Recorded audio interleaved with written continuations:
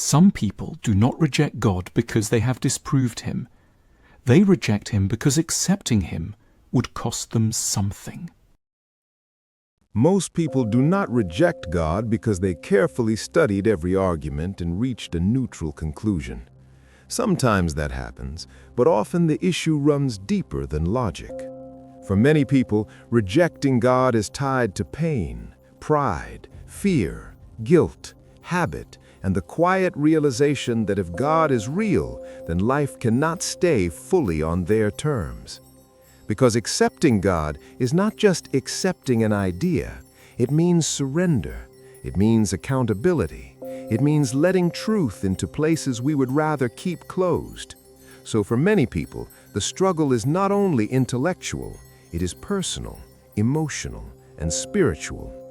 When people hear the word God, they rarely react in a neutral way. Some feel comfort, others feel tension, resistance, guilt, or even frustration. And that reaction matters. Because people are not driven by logic alone.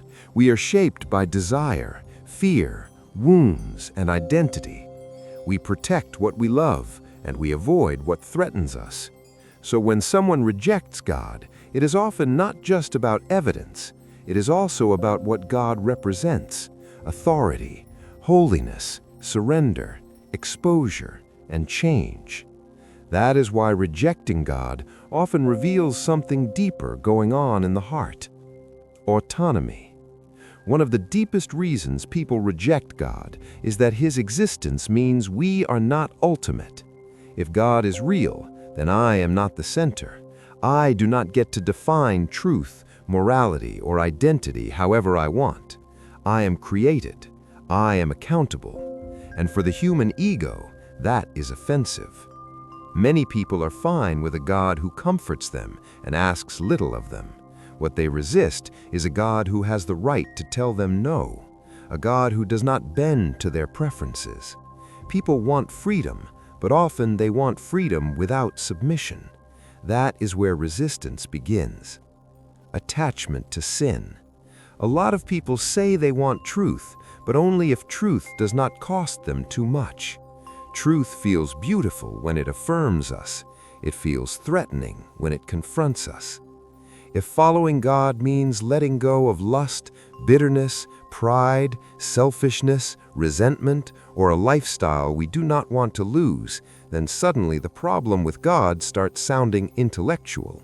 But often the real issue is attachment. People do not just defend ideas, they defend desires. Sometimes rejecting God is less about evidence and more about protecting what someone loves too much to surrender. Pain and disappointment. Not every rejection of God comes from rebellion. Some of it comes from heartbreak. Some prayed and felt like heaven stayed silent. Some lost someone they loved. Some were hurt by people who claimed to represent God. Some entered church looking for healing and found hypocrisy instead. And after enough pain, the heart becomes guarded. Rejecting God can become a shield. It can feel easier to push him away than to risk being disappointed again.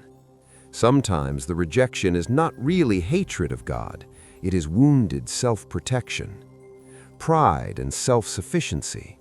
To come to God, a person has to admit something pride hates. I cannot save myself. I cannot fix the deepest parts of me on my own. I need mercy. I need grace. I need help. And for the human ego, that is offensive. Many people are fine with a God who comforts them and asks little of them. What they resist is a God who has the right to tell them no, a God who does not bend to their preferences. People want freedom, but often they want freedom without submission. That is where resistance begins. Culture and distraction. People are shaped by the world around them. In many environments, rejecting God feels smart, modern, and independent. Faith is treated like weakness.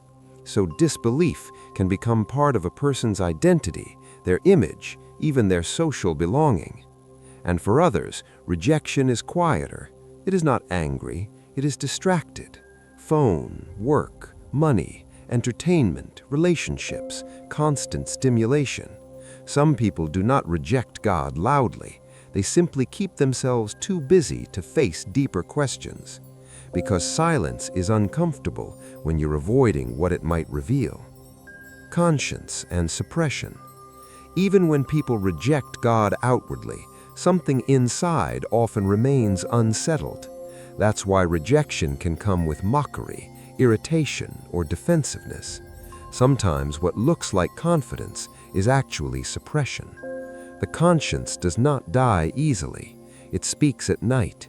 It speaks in suffering. It speaks when the distractions fade and success still does not satisfy. Many people who reject God are not at peace.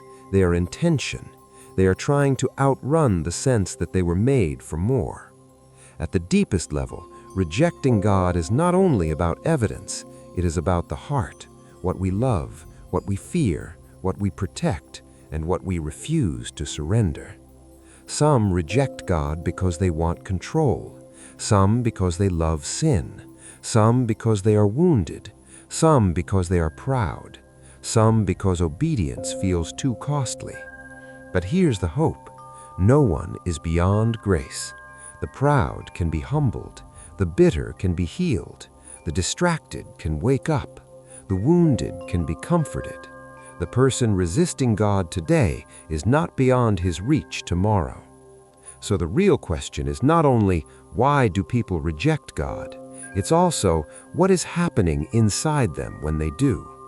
And maybe even more personally, what part of me is still resisting him now?